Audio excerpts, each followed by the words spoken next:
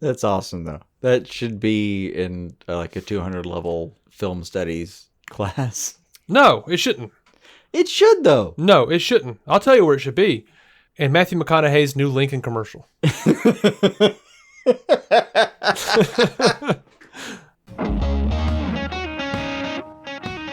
On this episode of DC on Screen, there is so much the Batman casting news. And also we got some Snyder Cut news. Jason has been nice enough to say that we can talk about that again. I've removed the moratorium temporarily, pending circumstances. Do not consider this a parole. This is work leave. I'm David C. Robertson. This is my trusty co-host, Jason. Hi, I'm Wet Blanket. And we are DC on Screen. This is the podcast where we discuss the DC Comics multiverse on film and television, give honest opinions on projects upcoming and past, and believe that every version of a property is valid, even if we do not want it to be. If it has been released, it is fair game. So beware of spoilers, and welcome to the show. Well, we're doing a show, man. Yeah, it's How do you time. like that? Yeah, It's time. It's time. Yeah. You know. Yeah. That old clock's a ticking. Yeah. Had to wait for a couple things to happen, but they finally kind of happened.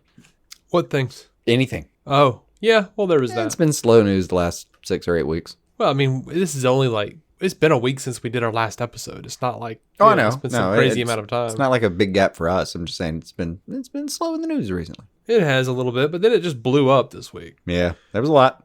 But we got some reviews, man. We got some reviews on the Apple podcast. Almost said iTunes. Did you notice?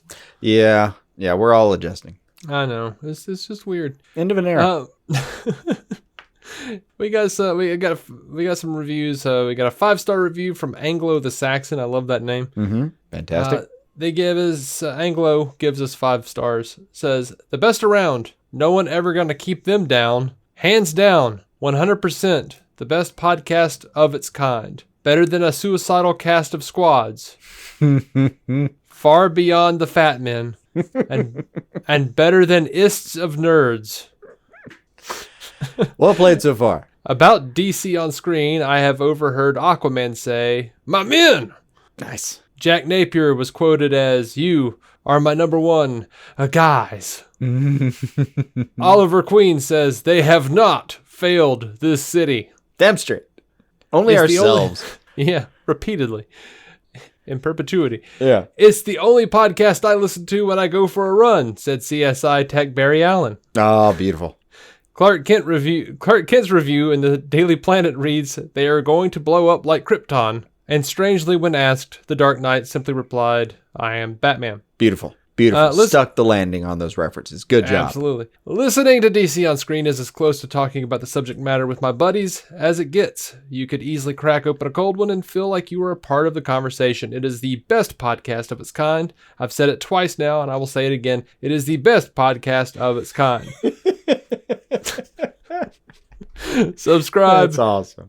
Subscribe and give them 5 stars right effing now, or there will be an infinite crisis in your life. Sincerely, Anglo the Saxon. To Anglo's point, Uh-huh. you can participate in our conversations. We get back to pretty much everyone. We do, eventually. Though I felt really bad, I transparency here. I use Blogspot, Blogger, whatever you want to call it, for our site. Uh-huh. Because it is free. Right. I've been unhappy with it, but we have this is the 570th episode. Yeah. So I don't want to transfer all that shit over. No, and honestly, the website is not the most important thing. It's not, but I signed in the other day, Uh-huh. and I looked down, and there's a button that says, "Try the new Blogger." I'm like, yes, please. Mm-hmm. For God's sake. Yes, I don't love the old Blogger. Let's see what you got. And the first thing they do is they show me the comments, which I've never been notified of a comment. Oh, no. And we had probably, over 5 years, a good 30, 35 comments. Oh, shit. And, about 26 of them were spam. Yeah, okay, good. But That's in comforting. there were like 2 that I remember replying to, and then like several I hadn't. Oh. So I went through like, "Hey, that's a really good suggestion. Sorry I hadn't got back to you for 5 years." So I apologize to anyone who might still be listening. Anyway. All apologies, but you were listening right now, currently, to the entire team. That's it. I'm sorry. Some shit will slip through the cracks. So yeah, we got Try another as we may. We got another 5-star review on iTunes. Sorry, not iTunes, Apple Podcasts. Apple Damn it, Podcasts. Apple. Why do you have to change things? Oh, did I say thank you, Anglo? Thank you, Anglo. Yes, thank you, Anglo. That's awesome. Shadowkid Skate, SK8. I'm going to say Nice. that says skate. Yeah, sure. Yeah. License Gives us plate 5 logic. stars. Gives us 5 stars. Says, love it. Love hearing you boys talk about everything DC every week. Keep up the great work. And also, on a side note, they're terrific human beings. Give them a listen. I am not a terrific human being. I don't know when you called us on a good day, but I'm so glad you did. Thank you, Shadowskid. Thank you, Shadowkid Skate there. I keep wanting to say Shadowskid. I'm sorry, man. Shadowkid. Shadowkid Skate. Shadowkid Skate. Thank you very much. It's a very good review. It really cracks me up when you go into norm mode. I don't mean to. Yeah, they're like his feigned awkwardness is what you actually do when you're awkward sometimes. Well, I think that's Cracks me because up. I actually grew up watching Norm Macdonald. Oh, yeah, so no, I just he's- have he's- these like ticks. He's in our DNA. I get it. I think that's why I recognize him. Like, yeah, that's a norm. That's a norm move right there. All right, so we have 76 ratings now on Apple Podcasts, and I'd love to get to 100 by the end of the year. So Fine goal. it's a fine goal. I think it's a godly goal, and I'm gonna put a link in the show notes for you guys to just click right on that. Hopefully that'll work, and Make you it can just happen. go and review it, and it'll be easy peasy, but not lemon squeezy. I've never been a fan of lemon squeezy. Yeah, I don't understand that part. I've never quite grasped it. Like, never wrapped my brain around the lemon segment of it. No, because lemons are so often like a negative connotation. Mm-hmm. You get a lemon car. Life gives you That's lemons, true. all that crap. Right. Although apparently we engineered those fuckers, so I don't know. We're to blame. Probably. Which just always makes me think of the Phil Hartman bit on News Radio where he says, when life gives you lemons, make lemonade. Then throw it in the face of the person who gave you the lemons until they give you the oranges you originally asked for. That's really good. All right, so over on Patreon, we've got a new patron, Jonathan Burren. Hello. Jonathan very generously signed up for the $5 tier.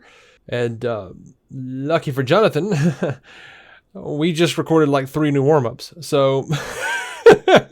So plenty coming your way. Plenty coming. Thank you, Jonathan. And what? You want to do news now? Yeah, I guess. You know. All right, we can do If you want that. Patreon.com/DC on screen if you want to go and lob your shekels at us at our open maws. Thank you. Absolutely. Thank you to all of our patrons. You As guys always, are- it will be improved, or it will be used to improve the show. Mm-hmm. We have no personal stake in the shekels. Yeah, not at this point anyway. No, they are not paying for shit. They are being used to make more shekels for the show. Mm-hmm. All right. So over to some news. We got Joker, right? Right? That son of a bitch is tracking across $1 billion now. Isn't that something? Isn't it? I've run into roughly 4 types of people. Okay. People who have seen Joker multiple times, 2 or more. People who have seen Joker. People who have seen Joker and would like to go see it again. Or people who haven't seen Joker yet but would really like to. Yeah. Theoretically, there's a 5th kind of person out there who just has no interest, but I don't normally traffic in those circles. So Yeah. Well, there's a 5th type of person, like my mom, who says, I really think it looks good, but I don't think I can handle it. oh, that's a nice angle. Yeah. Yeah. And having seen it, I can respect that. Yeah. But just looking at the trailer, she's like, that gives me goosebumps, and I want to see that, but that looks like it's going to be too rough. That's fair. I think there probably is a subsect of people, like the same reason someone doesn't maybe want to go to therapy, where they're like, I think that's going to hit too close to home, and I'm going to have way too much like myself homework to do after I see it. Yeah. Yeah. You don't want to go to see a movie and then like come home having stuff to unpack. Yeah. Like, well, let's see. Well, some people really do, and some people just really don't. Mm-hmm. I get that. It is a lot to unpack. I mean, you've got to deal with this movie. You can't just watch it. Yeah. Now, you and I have made a big stink about how we don't give a crap about the Oscars. Yeah.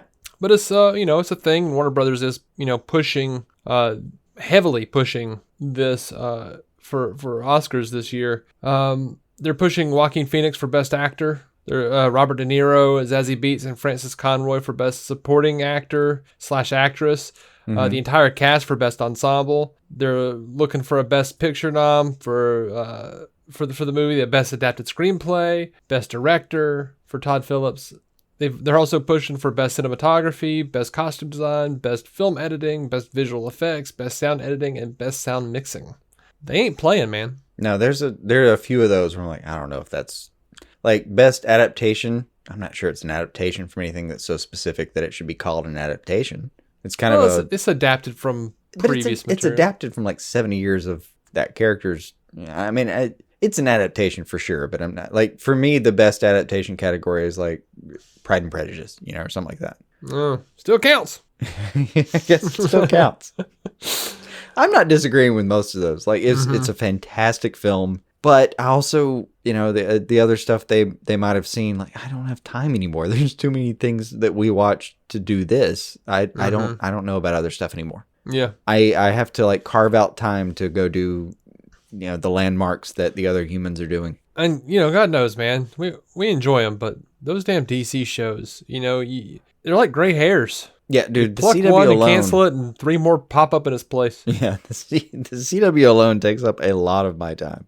All right, Joaquin Phoenix, he's talking again about possibly doing a sequel. And he said, I wouldn't do a sequel just because the first movie is successful. That's ridiculous. I love that as a starting point. Right. He did say long before the release or before we had any idea if it would be successful, we talked about sequels. Sequels, plural. In the second or third week of shooting, I was like, Todd, can you just start working on a sequel? There's way too much to explore. And it was kind of in jest, but not really. All right. So, okay. Yeah. I can dig that. Look, if we're getting him saying this now, It's happening. the bastard is almost going over $1 billion at this point. Is tracking to cross $1 billion at this point. Yeah. In a way, it's adorable that he's saying like, well, I mean, just because it's successful. It's the most profitable, given its budget, comic book movie of all time. Are you kidding me? I mean, I would admire the shit out of them if they walked away and just said, no, we did what we wanted to do. Yeah, as of right now, it has made $948 million. Versus a $55 million budget. Yeah. Yeah, that is obscene. Like, the other ones could only drink. Because you remember, like, a lot of the big movies, Marvel, DC alike, they'll spend $250 million expecting to make $800. Percentage-wise, that's nothing even in the ballpark of what this thing just accomplished. Yeah. Or is still doing. It's crossed 303 million here domestically. Yeah. That's absurd. Yeah. It's happening, guys. That's literally like saying we're going to make a movie and we're going to pick one state and we'll make all of the movie back on that one state. We're just going to air it in California and make it a wash, which is still incredible. It's crazy. Yeah, I mean, just absurd numbers. But yeah, like part of you wants to root for him being able to just walk away and be like, no, we did what we wanted to do and have like the auteur concept, and then the other part of you's like, yeah, it made all the money, man. You're gonna have to find a way to make another one of these. Yep. I don't think they have to try very hard in terms of like they've already talked about it. They kind of have an idea, I believe. You get that from the movie though, that they were so excited about some of the concepts that I don't know, man. It comes across in what I saw of the film that they were really into what they were doing. Like that. This was for sure a product of love. Yeah. And you know what? I didn't mention this last week, but HBO Max, when it launches, it's going to have Joker on its service, and it's going to have every Batman and Superman movie. Fucking awesome. Good start. Coming out swinging. It's going to have and then, within the first year, it's going to have every DC movie of the last decade. So nice. I just hope they let us know how Jonah Hex treats him. I would say you can't have everything, but I think it would, I don't know, I would kind of enjoy it if they had the bad ones too. Oh, yeah. I mean, well, dude, they're going to have Superman 4, Superman 3, This is and true. 4. Yeah, they did say every Superman. Yeah. Yeah. And Batman and Robin, Batman Forever. Oh, fuck. Yeah, those are bad things. Alrighty. Let's pop over to the Batman. Sure. No, I do know some fun stuff with Batman. Yeah, that was fun stuff. All right. So, in case I didn't mention it last week, which I might have, but couldn't be bothered to check, Matt Reeves did confirm Jeffrey Wright is playing James Gordon. Nice. Good. Confirmed. Like it. Now, Colin Farrell is in talks, reportedly in talks, to play the Penguin. Love it. Yeah, it's sort of like the Telltale version of the Penguin. He's like all thin and shit. Yeah. Of course, Robin Lord Taylor was thin, until the last episode of Gotham. He doesn't have to be, like, the essence of Penguin isn't his size and the fact that he resembles a penguin. No, I've seen Colin Farrell put on a fat suit, though. Oh, yeah. Bad Bosses 2 or something like that? Horrible Bosses. Horrible Bosses 2. He can do it, but you don't have to. He's actually, Colin Farrell's like a trope in certain ways, but he's really good at his job. He is. He reminds me of Tom Cruise in a lot of ways, though. Colin, he's like I know he's a crazy fucker. Mm-hmm. Like the same way, like I think I said before, like I have to spend the first 10 minutes of any time I'm watching Tom Cruise, I'm just putting out of my head that he's a Scientologist. Mm-hmm. And with Colin Farrell, I'm just putting out of my head like I know he's a crazy Irish fuck. And I kind of mean it in the good way, but when he's not playing a crazy Irish fuck, I have to just like concentrate on like what is he doing right now on screen. And by like the 15-minute mark, I'm just totally invested in his character because he's really good at his job. Yeah, he is, and he's got a lot of range. Surprisingly, like people talk shit about Colin Farrell, like that means it's going to be a bad movie. No. Dude can play a lot of characters, a lot of emotions really well. He's a good actor. And good at accents. So I'm not worried about him having like a Bostonian accent if he wants to do it for Penguin or something like that. Mm-hmm. Like, it's fine. Or like a slight New York kind of a pickup at the end of his syllables or something like that. I think he can do all of that. I'm not worried about it. But good Lord, he doesn't have to be fat. Like that's not a thing. They could throw some makeup on him. Let's not forget that Matt Reeves did those Apes movies. Yeah. Like they could make up him. I mean, Thor did fine and half CGI'd fat. I see a lot of people getting mad about the Lebowski Thor, and I loved it. It was fun, and it made sense if you consider Ragnarok and the character progression.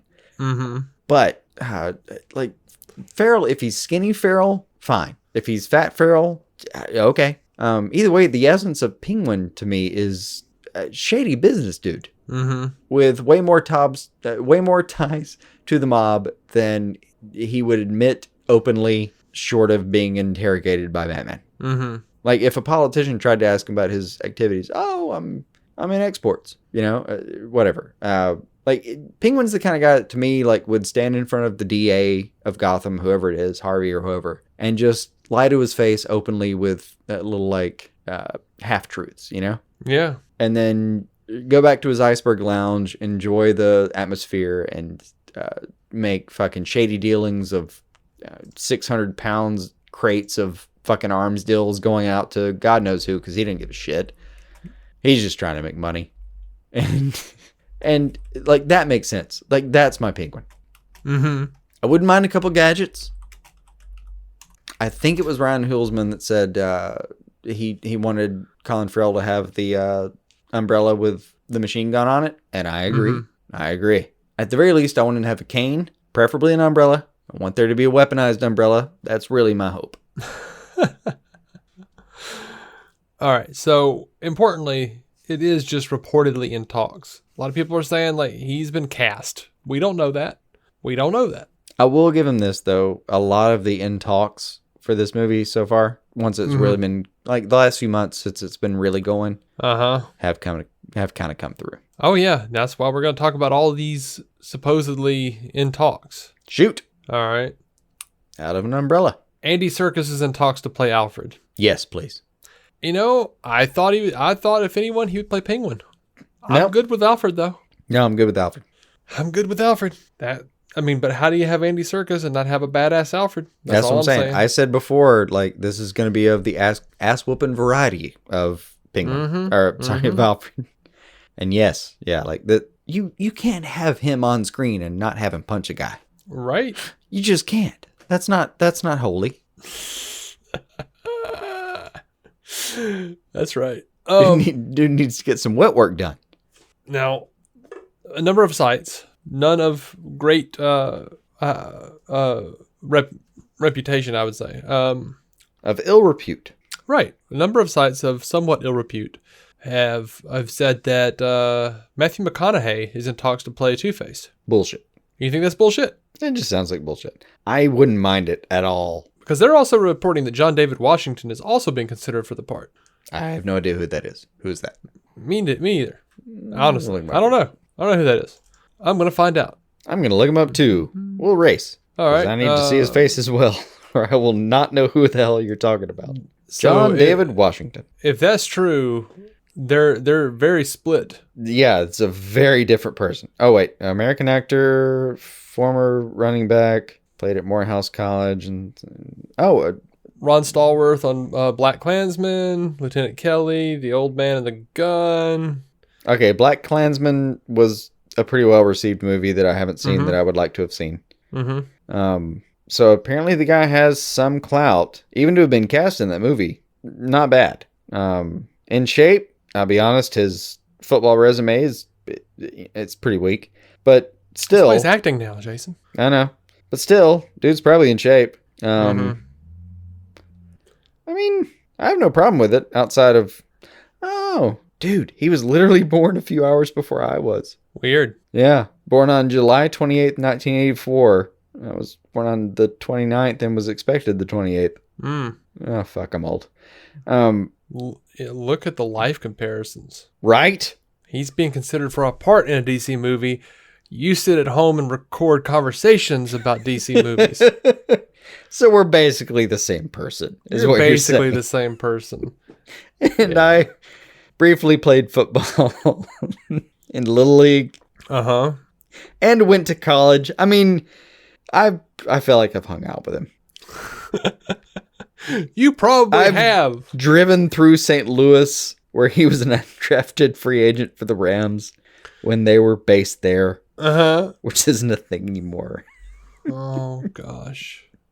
So, yeah. Me and John David Washington, basically the same dude. Surprised I didn't get a phone call to play Two-Face instead of him. But I'm glad he did, because I'm I don't know. I'm a humble person with a positive attitude who's happy to see other people like me do well.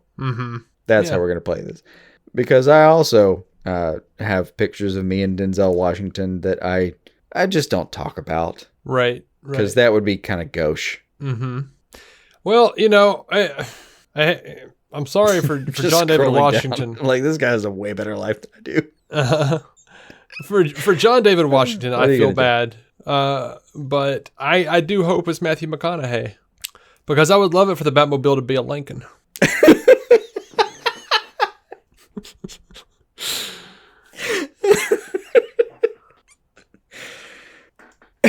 I want it to be Matthew McConaughey just so he can have two cars in front of him, one black and one white car, and one is clearly a Lincoln and one's not, and he flips a coin and he doesn't choose the Lincoln. I don't think that'll happen. I think he would be contractually obligated to at least lick the fender of the Lincoln and hum pleasantly before he got into the other car. I think that guy at this point is going contractually again. He has to be buried in a Lincoln car. Have you seen this commercial where he's driving the Lincoln through all the pink smoke? No, I haven't. Looks like the freaking Mutara Nebula from Star Trek 2. Nice. I just keep expecting the freaking Reliant to come out and start blasting away at him. And instead it's just him being introspective. Yeah, it's just McConaughey being a Lincoln douche. Yeah. All right. Well, I mean, I don't even want to go that far. I don't know that car. Looks fine. Just those commercials are so damn over the top. All righty. So we've been getting some videos and photos of Robert Pattinson training, and they've all been thusly taken down as far as I can tell. But there were some photos by Regan Machado. I think that's how you say that name, but we butcher those names routinely. Regularly, yeah. He's an 8th degree red and black belt in Brazilian Jiu-Jitsu. One of the well-known Machado brothers he's worked with some people you may have heard of. Vin Diesel, Charlie Hunnam, and Keanu Reeves on John Wick. So that's the dude training Robert Pattinson. Nice. Teaching him Jiu-Jitsu for Batman. That's a good start. Just thought I'd let you guys know about that. That's a good start. If you're at all interested in the original Suicide Squad film that David Ayer did, he posted a picture of Joker from one of their cut scenes with the whole half-charred face. Mm-hmm. And Ayer writes, "Movies are fragile. They are like dreams, haunting moments that run from your vision. They have your own logic and truth. If you change the destination after the trip is complete, is it still the same journey? The spine of Suicide Squad was Harley's journey. In many ways, it was her movie. Her escaping her relationship with Joker was the major emotional through line. A director holds an invisible compass in their hands. It guides every shot, every performance. That compass points to the destination. If the destination changes, did the journey even happen?" The answer is no, David. The answer is no. That's awesome, though. That should be in like a 200 level film studies class. No, it shouldn't. It should, though. No, it shouldn't. I'll tell you where it should be. In Matthew McConaughey's new Lincoln commercial. Movies are fragile. They're like dreams, haunting moments. I get it. I get it. I get it. I get it. But do you also have the feeling that David Ayer woke up from a dream knowing the instant, like, you know, when you wake up from a dream and you know, like, I know what beats I hit here, but I don't remember the details. Like, and maybe you remember some images, but you don't, and then within like an hour, you don't even remember that. And then within 2 hours, you don't even remember the beats. Like that part of our lives is just different from the rest of our lives. You have no connection to it.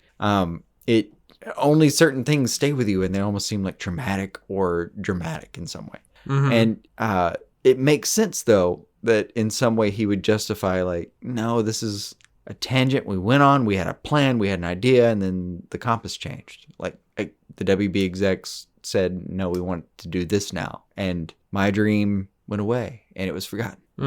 I get that. That makes sense to me, and it tracks. And I kind of like that he's framing it in that way. Like, I think that may be a really poetic way of framing. Yeah, I had a plan, and the executives just said, go fuck your plan. I'm sorry. Don't go fuck your plan. You don't have time. Instead, make our plan and have loo balls about your plan. And if you don't like that, you can just fucking be fired, because go fuck yourself. Because, you know, I think that's what the execs say sometimes. Yeah. Like, yeah. Like in the Robert test Evans audiences didn't era like of it. producers, would you be surprised if that was the speech? No. I don't know. There's some insight there. There's some insight there, I think. Yeah, I think there is.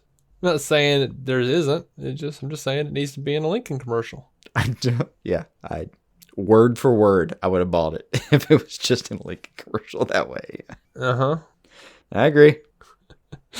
Entertainment Tonight was talking to Jason Momoa and said, how do you feel about Robert Pattinson being cast as Batman? He says, I'm really stoked. He's a good man. He's a great actor. I'm excited about the whole thing.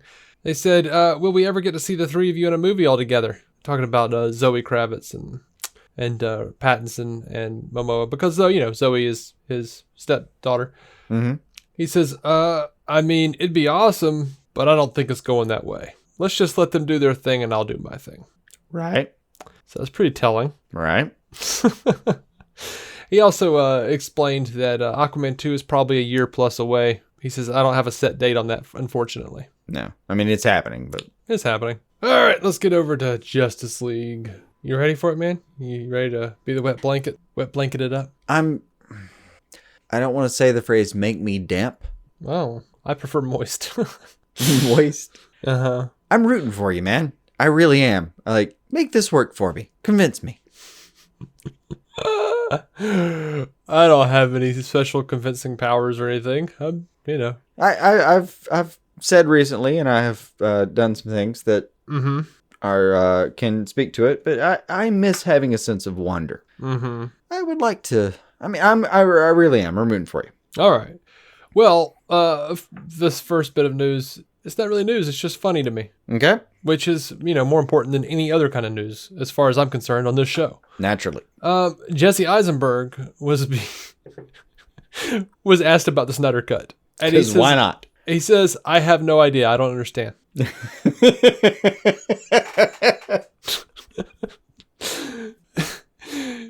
It's like somebody was like, what's the square root of 69.324? And he was like, purple. Mm-hmm. He says, I genuinely don't know. What are you referring to? Like a director's cut?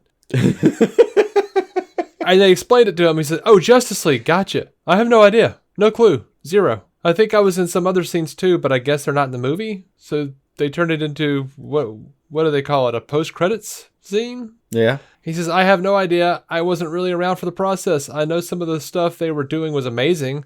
Also, I'm friends with the writer, Chris Terrio, so I read his original draft. There's stuff that's probably not in the movie, obviously, because I haven't seen the movie that was there. Let me translate. I don't know, man. I came on. I did a job. I like my friend Chris. He had a good script, and I came on. I don't know. I did the work, and I went home. What are you talking about? Yeah, he doesn't watch movies with himself in it. He did say he watched Zombieland because Woody Harrelson made him. But that baffles me too. By the way, like especially when like Zombieland 2 is about to come out, and I'm super excited. I enjoyed Zombieland. It's already come out. Oh, has it? Oh shit! I'm pretty sure. Yeah. Has it? God damn it! I've got to get around to that.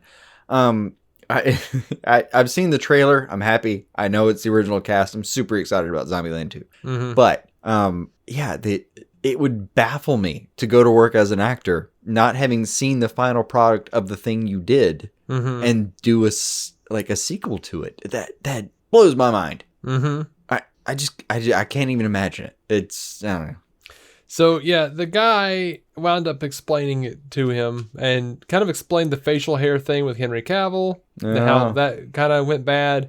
And I imagine Jesse was bored the entire time. Well, no, Jesse said, "Oh wow, how strange. That's fascinating. It's really interesting how stuff is done." He was bored. They showed him like photos of the visual effects, and then he was talking to Yahoo, and he explained that he was asked about the Snyder Cut there. He said he had just heard about it. Mm-hmm. And so the guy was basically saying that like he was kind of scoffing at it a little bit. And Eisenberg was like, well, he was scoffing at it and acting like it wasn't like a real thing. He's like, oh, is that the feeling behind it? Okay, well, I guess that would be a cool thing to see, right? I might be in another scene of it. So sure, yeah. Like he wants it. He said, because I did some scenes that I think are not in the movie, but I haven't seen the movie. So he's, kind of been like, hey, well, that's a cool idea. The Snyder getting to fulfill his artistic vision. That would be a cool thing to see. I don't know. It was hypothetical. Fun. It's more than hypothetical. No, it's hypothetical in the way that like Jared Leto keeps saying that there's an entire Joker movie on the cutting room floor. Yeah, It's just. No, I mean, I shot some stuff that wasn't in what I've been told was... By the way, what I've been told was in the film, apparently because he, I guess, hasn't seen it. Mm-hmm. Now, Josh Horowitz... Because I guess apparently he went to Chris Terrio after and was like, what the fuck were they talking about? Oh, it's all a thing. Josh Horowitz was talking to Jason Momoa. Mm-hmm. And he was talking about the Snyder Cut. And Momoa says, I have seen it. I have seen the Snyder Cut. And Horowitz sort of balks a little bit, excitedly, but balks and says, like, how is that possible? It doesn't have the special effects. The special effects aren't done. Momoa just kind of like gets this weird cocky grin and cocks his head to the side and just stares at Horowitz and says, oh, you don't think Zach couldn't finish? And then he just like catches himself and just stops talking. And then says, I think the public needs to see it. I'm obviously indebted to Warner and DC, and I don't know how they feel about it. But as a fan, I'm very, very happy I got to see it. I want him to be right. I really do. Now, we were talking about earlier. I've also seen the end of that interview where the guy keeps bringing it up, and he just says, next question, brother. Mm-hmm. Mm-hmm. I want him to be right. I really do. But Jason Momoa is 90% puppy. Yeah, you said he was a vivid dreamer in our messenger chat. Yes. I do. I hope he's seen it. And I really like the idea that Snyder privately, like, he's like, dude, you don't think Snyder could have finished that? On the one hand, I like to think that a director of films that I've seen that I really love, and I really love Zack Snyder's work. No question about that. I want to see this cut because I want to see more of his work. I fucking love the guy. Like, Watchmen's my favorite thing ever. Mm-hmm. And some of the stuff we cover is like not even far behind it. But on the one hand, you have to weigh, to what extent does he know the nuts and bolts? Like, can he actually get on like Oracle and do graphic effects, or does he not know what the fuck's going on with that? Can he finish this film soup to nuts? I think he has enough friends that he could plow. I think he would. I think he would throw enough of his own money in to finish it. Possibly. Yeah, I know he's got it. I know he has enough money to finish it, but he also is working on something that's not his property. He doesn't own this thing. He doesn't even own the masters of, like, I would say the master tapes, because I'm a fucking Beatles fan, and that's I think he does. I think he has all the, I think he does have all the footage, because he consistently shows video or clips of video or whatever, like photos of video, screenshots. Yeah. That's what I was, of all the master takes and stuff. Like, he does, but he shows screenshots, not... Yeah. I'm not saying he could distribute it, footage. But I think he's got all the developed footage. I think he's got everything. He might have all the footage. He might have the entire thing on a hard drive, and he has said he's got it. I don't even disbelieve him. It's just the release of it. No. But if he threw his own money into actually finishing it, and Warner Brothers didn't have to spend that money, it's way more likely that they'll put it out. Look, maybe. It still has to not interfere with the things they're doing. And the fact that it will interfere with the things they're doing is not working for it. Now, the fact that they're already doing Joker and they're going to do it, like, I think the release of The Batman, Matt Reeves The Batman, will determine whether we're going to see a Justice League Snyder Cut. Because if you can do another version of characters that are kind of quasi in universe, that are already represented, like Todd Phillips' Joker is a different thing entirely. If you want to do this and make it work, you have to prove, I think, to Warner Brothers executives who are old school, after all. A lot of them. I think Hamada has a pretty good hat on him, but a lot of them are pretty old school. I think you have to prove to them that you can do a different version of a thing, even if it's an ongoing thing, and that audiences are going to accept it. And if that's the case, and they didn't have a lot in it, and they could just release it and make a few bucks, I think we might get to see this thing. But at the very least, I don't think we'll see it until there's at least a reception of the Batman. But like, Filthy Cash, like you've not even Filthy Cash, just general audience. Mm-hmm. You've seen people who are like, well, I just don't understand why this is what Batman's doing now, because last time I saw him, he was facing off with Joker, and wasn't that Heath Ledger? And like, they don't understand this is a different set of movies. Mm-hmm. And I'm not even detracting from those people. They're just, this isn't what they focus on in their life like we do, but they have other dreams and intuitions and shit that runs their life. And this is just a little sidebar they have that they come back to every now and then. And, they enjoyed the Nolan movies, or they enjoyed the Chris Reeves Superman, and they entirely different for them. But if you can prove to the people in charge who are worried about those people, who are the general audience, who are the people who will make it an $800 million movie instead of a $250 million movie, that they will understand and will get it if you do a different version, even if it's slightly in the same universe. Until then, I don't see it, even if it's at zero cost. But if you can prove with something like the Batman that is actually a thing that will stand, we may get to actually see it. Yeah. Now, someone asked the Justice League VFX supervisors to confirm, or basically what they thought about Momoa's comments. Yeah. And one of them responded and said that many of the VFX shots are complete. Some percentage were various stages of completion, from early post-visual to almost done, but not quite. Even the Snyder's posts can confirm that. Mm-hmm. Mm-hmm. And Junkie XL has come out and said that the full score is ready and done. It's just, he's not using it for anything else. He says it's a really great score. It's just been there. It's just there. It never goes away. We'll see what happens in the future. Chilling. I liked his work. I would like to have heard more of it. I really would. Mm-hmm. Fabian Wagner, the cinematographer, puts out a post of Batman standing on a Snyder Cut logo and says Sundays are for the League and the Snyder Cut. Nice. Like he's in full support of it. So you know, I'm hoping to see it one day. It looks like everyone involved is pretty interested in seeing it happen. This was great. Have you seen any of the Ryan Reynolds aviation gin commercials that he's been putting out on his Twitter feed? Yes, and the first one where he announced it was great. I didn't. I was at work and I just saw the one that I think you're about to talk about, and I didn't get to hear the audio. So, well, look, he I saw the visual gag he was going for. Yeah, he's got a giant mustache. And he says, "Does drinking aviation gin make you feel like a superhero?" And he drinks a big old cup of it. And he comes back and he pulls the cup down, and suddenly like the mustache is gone, but like his chin and his mouth are moving independently of like the fleshy part over his lip. Yeah. And it looked like a Max Headroom video from the like nose down. Henry Cavill responded and says, "Can't CGI the pain away. Make mine a double." Oh shit. Good job. Good job. I just really enjoyed that. Felt like mentioning it. That's solid. There has not been any I don't know. No one has positively responded to that fucking mustache. It was terrible. It was fucking terrible. It was a Bane. Well, a Bane mask would have been preferable. Yeah. Or, you know, on Outsiders, right now, Young Justice Outsiders, Connor kind of wears like a black mask when he's out doing stealth missions. Mm-hmm. Yeah, do that. Do that instead. I wonder if it really would have been harder for them to just CG a beard onto Superman. Yeah, like he comes back from the dead and he has a beard.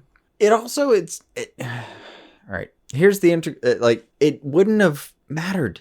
Where Superman has had short hair. He's always had the little curly Q up front, and well, mostly always had. But he's had short hair. He's had a mullet for God's sake. He's had rock star hair, like 80s metal rock star hair if he wanted to. Fuck it, do all that, but with the face. Like, yeah, like he had a beard when he was running around the country listening to Chris Cornell songs. Fucking like, let him just keep that. Like, yeah, just do that instead. Yeah. What's funny is I've seen a couple of people, because of the deep fake software that's out there now. I've seen people actually take Justice League and put I think better looking version of Henry Cavill on top of it. Easily. That's the crazy part. Some deep fake bullshit software that some dude released on Reddit was better than what we got. That's insane. Now that doesn't account for the up-resing and all of that you would need to do, but there are caveats. But that base software, and I don't know its limits, but that base software did a better job with a lot of things than what we saw. Like, it did such a good job, the porn sites outlawed it at some point. That's crazy. Where at some point porn is like, no, we're not okay with this. The first 20 listings are going to be teen/family sibling related, but we're not okay with this. That's insane. Is that true? Yes. Oh, like, I promise you, go to Pornhub right now, and I promise you the first 20 listings are going to have at least 5, probably more like 10, the word teen somewhere in there. And every time you read it... I was talking about the family, sibling. Oh, yeah. Step... Oh, no, I'm sorry. When I say family, I mean step something. Oh. Stepmom, blah, blah, blah. Teen first, blah, blah, blah. Just, like, at best, you're looking at it thinking, like, I hope they mean 18 or 19. Or in step, you're like, I don't even know what to hope for with this. This is just wrong on every level. There's not a version of this that makes me okay. I don't like what I'm doing right now. I'm going to go away. All right. Well, on that disgusting note. Yep. We're going to go to a break. And when we come back, we're talking about a little bit of TV. Stay with us, please. More teens and step parents. If you stay with us. No. That apparently works for them. Why shouldn't it work for us, Dave? I don't want to win that way. I understand entirely.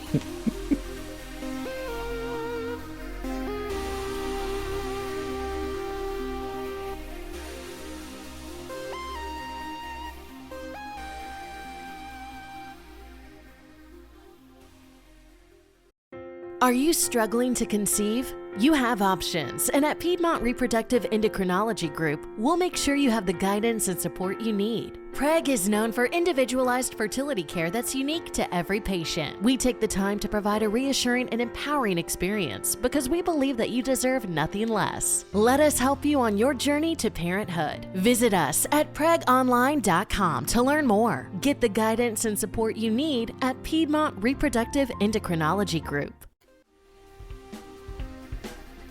All right, we are back. Got a little TV news. Stephen Amell has confirmed that Emily Bett Rickards is going to come back for the finale. Sweet. Of Arrow.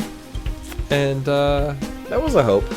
Yeah, I mean, I figured she would. I mean, she had a good exit, but this season has been kind of a greatest hits of some of the past, and yeah, I would love to see her again.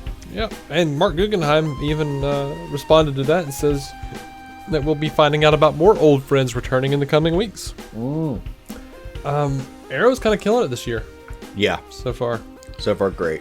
TV Line is saying Paul Blackthorne is coming back. Paul Blackthorne says he'll be coming back on. Beautiful. He says, delighted to be popping back for a spot of Arrow.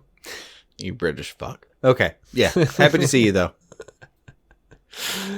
Oh. Delighted to be hopping back for a spot of Arrow. Now, this pissed me off. Oh. So, ever since the first episode, the first season of Arrow, all right, the penultimate episode of each season has taken its title from a Bruce Springsteen song. Have we talked about that? I think we have. I feel like we must have.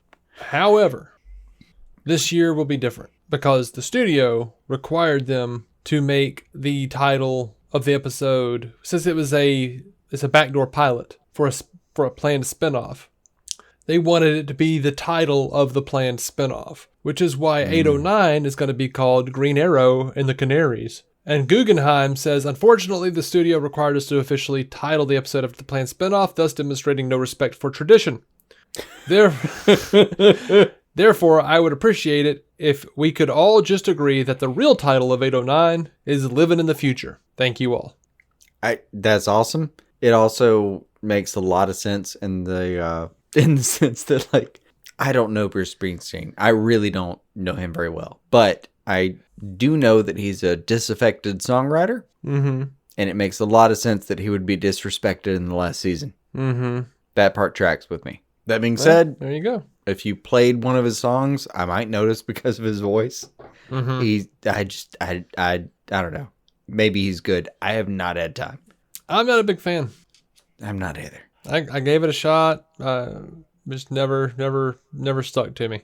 Yeah. I tried hard too. I was specifically told, hey Dave, you like Bob Dylan, you like Tom Petty, you like all these old guys, check this guy out, Bruce Springsteen. I'm like, yeah, I'm aware of Bruce Springsteen. Yeah, just give it a listen. I gave it a couple listens. Give it more than a couple listens. No, at the time that he was happening, I felt like I could have listened to Tom Petty or Elvis Costello and been like, no, this is where I'd rather be. Yeah, I like Elvis Costello. Yeah, he's pretty good. Because the Angels want to wear my red shoes, baby. But I don't know. It's a thing. You know what's weird though? He has a cultish kind of following. Like people who are fans of the boss are just over head over heels. I've never gotten it, but I've also heard people say like they went to a concert, they saw him one time, and they were just converted. You know? Yeah. So I don't know. I'm one of those weirdos who, because of Late Night with Conan O'Brien, I'm a way bigger fan of Max Weinberg than I am of Bruce Springsteen. And I always sort of resented Bruce Springsteen because every time Bruce would go on tour, Max would leave the show, and Max was one of the funniest things on the show. He was really good. He was a good sidebar. And also the guitarist. Jimmy Vivino? The Sopranos dude. Yeah. It was always surprising. They would just go away for a second. You're like, well, I guess this is what the band is now. Okay. And then a couple seconds later, you'll be like, Conan's making it work. Don't worry about it. Yeah. It's fine. I liked that old dynamic of Conan, Andy, and Max, and I liked Max. And it was good. He was a lot of fun. Anyway. Dude could make a joke out of a drum fill. It was pretty good. Mm-hmm. All right. So here's a show that we haven't watched, or I haven't watched. Pennyworth has been renewed for season 2 over at Epix. In a way, I'm glad for it, and in another way, I haven't seen it yet. I've already bought it the entire season. I haven't had time. Have not had time because CW. Yeah, they said Pennyworth has been a big hit for us, embraced by critics and fans alike. It was the highest performing original series ever to premiere on Epix. You know what? I believe them. Fuck.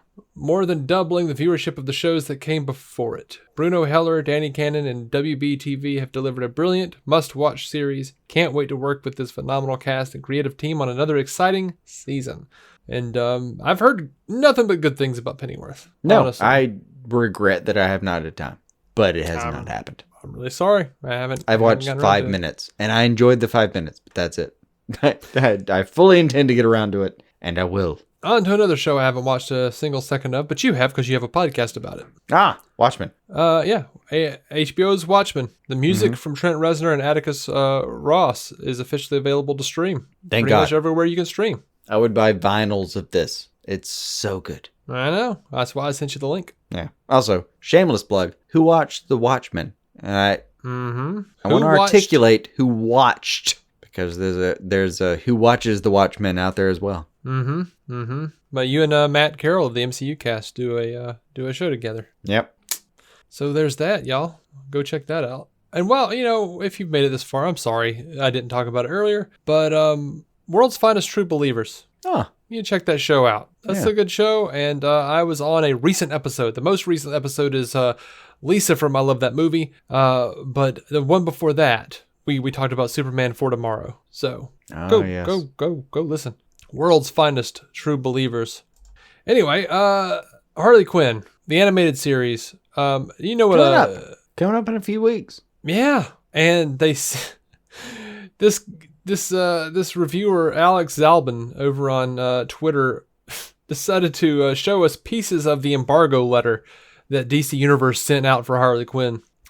It says the embargo letter for DC Universe's new Harley Quinn series is chef's kiss. Mwah. The segments that he chose to share. Soup's on, as they say. Here are the segments that he chose to share. Let's cut to the chase. You have a million TV shows to watch, and every PR executive is selling you hard on why the show they've asked you to watch/review is the next Fleabag. Well, Harley Quinn is not as good as Fleabag. But Harley Quinn is objectively eligible for more Annie Awards than Fleabag. Also, we think this show turned out pretty good. Like we'd actually watch it, unlike several other shows we've worked on. That's fantastic. Lastly, and this is of the utmost importance, please make sure you spoil whatever the F you want. Seriously, we just want people to watch the show, so if you need to spoil something in your review, we don't give a shit. Get your spoiler on. Now, he also says one other thing he really appreciates about the embargo letter is... fuck moratoriums. Good job. Yeah. He says they highlighted the episodes we should watch to get the sense of the series in case we run out of time. And that is very helpful. Nice. I don't know. I like that. That's fantastic. That's really good. That's really confident as well. They're not hiding behind anything. Just fuck it. I don't care how it happens. Just watch the damn show, man. I like it. We ain't playing about this. Just do it. Spoil that shit. I'm not worried about spoilers for that show. Nope. I feel like if we had been given spoilers about even the first season of Brave and the Bold, you would still have gotten to the end of the first season of Brave and the Bold and thought, I didn't see some of that coming. Oh, yeah. But, Brave and the Bold was one of those situations where I watched the last episode and wept my eyes out and decided I was going to watch the show. Oh, I understand. But looking back, first season, you never knew what you were going to get into. I mean, first episode is fucking Blue Beetle. Yep. That's crazy. Will Friedle playing Blue Beetle. Yeah. That's crazy. That's even the first thing you pull up if you're going to do like a Batman Brave and the Bold kind of thing. That's just an insane place to start. And then to have gone the places they did, you never knew. Like if you were watching it season to season or episode or week to week or whatever, you were fucked. You had no idea what was going to happen. I mean, you and I watched it after it already aired and still had no the fuck idea what was going to happen. Really good show to watch in an inspired state. Yeah, certain episodes will send you into a certain place mentally. Especially if you've had some help. Yeah. Yeah. All right. I think we're done. I don't have anything else. I got nothing. All right. Well, in that case, please remember to help us out on the reviews, the ratings and reviews. We are 76 in. Help us get to 100. And we'll say your name on the show and be nice about you. Congratulate you. And if you'd like to help us further in a more monetary fashion, patreon.com/DC on screen. What? I don't know. The cough made me laugh. But it wasn't a cough. It was a throat clear. And even though no one could see it, I was straightening an invisible tie. That's kind of what I imagined. Your spine got straighter. I can't help it, man. You were suddenly more presentable in general. Yeah, I get that. All right. Until next time. Let me give you the internal dialogue real quick. Help us, please. Please help us. We want to do this more and better. Please give us the things because we need that. Jason, show some dignity. No. Nobody likes the stench of desperation. Give us reviews and money or That's whatever. the stench of honesty. It doesn't matter. Whatevs. Don't listen to Please, Jason. please give us the means to do this more and better. We would like to expand, and we need your help. We would? I think we need to have some talks. I mean, yes to stuff like equipment. Yeah. But, expanding. I don't know. I don't know what we're talking about here. I don't know exactly what we're talking about right now. Oh, mostly equipment and marketing. Oh, yes.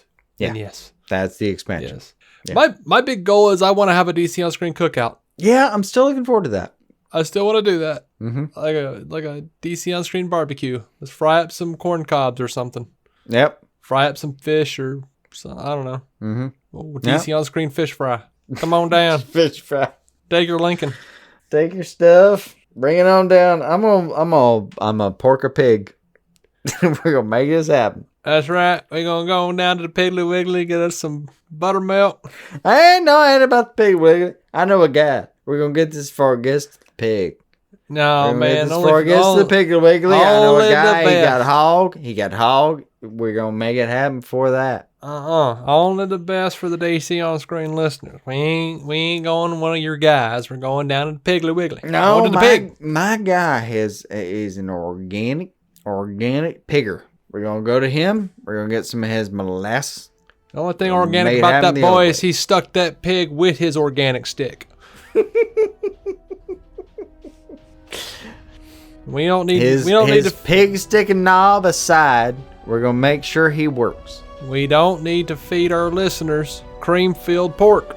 Nobody needs that. All right, until next time, keep some DC in your screen. Thank you. Bless you. Forgive us. Our intro music is by Jason Goss and Michael Shackelford. Michael's band, Galactic Engineers of Magnetic Sounds, or GEMS, can be found on SoundCloud and Bandcamp.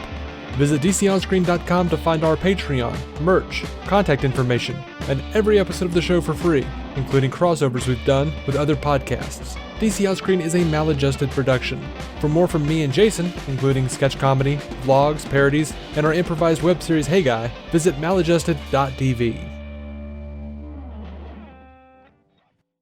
Are you maladjusted? We all love the low country lifestyle, which is why we should do our best to protect it. To get insurance that helps you protect your home from whatever the low country throws at you, contact CT Lowndes & Company today. Their local agents can review your coverage to help make sure you're properly protected. CT Lowndes & Company has been helping protect and insuring the low country since 1850. Visit ctlowndes.com to learn more and request a quote. That's CTLOWNDES.com.